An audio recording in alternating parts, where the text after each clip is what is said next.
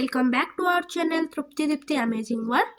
Today we are going to learn about ଷଷ୍ଠ ଶ୍ରେଣୀର ଗଣିତ ବହିର ଅଭ୍ୟାସ କାର୍ଯ୍ୟ 6.3 ର ପୂର୍ବ ପାଠ। ଚାଲ ପଢ଼ିବା। ତାହେଲେ ଦଶମିକ ସଂଖ୍ୟାରେ ତୁଳନା କ'ଣ ଦେଲା ନା ଦଶମିକ ସଂଖ୍ୟାରେ ତୁଳନା। ବର୍ତ୍ତମାନ ତୁମେ କହିପାରିବ କି 0.07 ଓ 0.1 ମଧ୍ୟରୁ କେଉଁଟି ବଡ଼ ଦଶମିକ ସଂଖ୍ୟା? ଆଦରୁ କହିପାରିବ କେଉଁଟି ବଡ଼? କହିପାରିବନି। ଫାଷ୍ଟ ଆମକୁ ତୁଳନା କରିବାକୁ ପଡ଼ିବ। ତ ନିମ୍ନ ପ୍ରଶ୍ନ ଗୁଡ଼ିକର ଉତ୍ତର ଦିଅ। କହିଲା 0.07 କୁ ସାଧାରଣ ଭଗ୍ନ ସଂଖ୍ୟାରେ ପ୍ରକାଶ କର।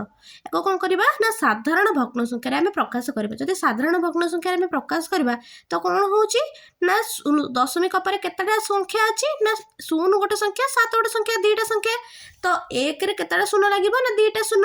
ତ 100 ହେଲା, ତ 7 ବିଭକ୍ତକ 100 ହେବ। ତ ସେମିତି 0.1 କୁ ସାଧାରଣ ଭଗ୍ନ ସଂଖ୍ୟାରେ ପରିଣତ କଲେ କ'ଣ ହେବ ନା ଦଶମିକ ପରେ ଗୋଟେ ସଂଖ୍ୟା ନା 10, 1 ବିଭକ୍ତକ 10। ଏଇଟା ହେଲା 7 ବିଭକ୍ତକ 100, ଏଇଟା ହେଲା 1 ବିଭକ୍ତକ 10। ତ କ'ଣ କହିଲା ଉଭୟ କ୍ଷେତ୍ରରେ ଭଗ୍ନ ସଂଖ୍ୟାର ହରକୁ ସମହରରେ ପରିଣତ କଲେ କ'ଣ ହେବ? ତାକୁ ସମହରରେ ପରିଣତ କରିବା। ୟାର 100 ଅଛି ହର, ୟାର ଅଛି 10। ତାକୁ କ'ଣ କରିବା ନା ଉପରେ 10 ଗୁଣିବା ଆଉ ତଳେ ବି 10 ଗୁଣିବା, ହେଇଯିବ ଆମର କେତେ ହେଇଯିବ ନା 1ରେ 10 ଗୁଣିଲେ 10, 10 କୁ 10 ଗୁଣିଲେ 100। ତ କେତେ ହେଲା ନା 10 ବିଭକ୍ତକ 100। ଏଠି ହେଲା କେତେ ନା 7 ବିଭକ୍ତକ 100। ଦେଖ ଏଠି କ'ଣ କଲା ନା କୁ ସମହର ବିଶିଷ୍ଟ କଲା ପରେ ଏଠି ଜାଣିଗଲେ 7 ବିଭକ୍ତକ 100 ବଡ଼ ନା 10 ବିଭକ୍ତକ 100 ବଡ଼। 100 ଭାଗରୁ ଆମର 7 ବଡ଼ ନା 100 ଭାଗରୁ 10 ଅଧିକ ବଡ଼ କହିଲ? 10 ଅଧିକ ବଡ଼। ତ ବର୍ତ୍ତମାନ ଆମେ କ'ଣ ଜାଣିଲେ ନା 10 ବିଭକ୍ତକ 100 ଗ୍ରେଟର ଦେନ୍ 7 ବିଭକ୍ତକ 100। ଏଠି ସେ ଲେଖିଲା ଅର୍ଥାତ୍ 0.01 ଗ୍ରେଟର ଦେନ୍ 0.07 ହେବ।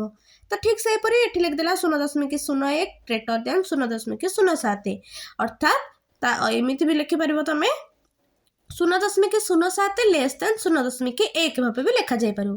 ଠିକ୍ ସେମିତିକା ଆଉ କ'ଣ ହେଇପାରିବ ଆମର 0.1 ଗ୍ରେଟର ଦେନ୍ 0.01 ଗ୍ରେଟର ଦେନ୍ 0.001 ଏମିତି ବି ଲେଖା ହେଇପାରିବ। ତା ଦେହରେ ଯେତେ ତମେ ଶୂନ ଦେଇ ଯାଅ ସେ ଆଠୁ ସବୁବେଳେ ସାନ ହିଁ ହେବ, ଇଏ ସବୁଠୁ ବଡ଼ ହେବ।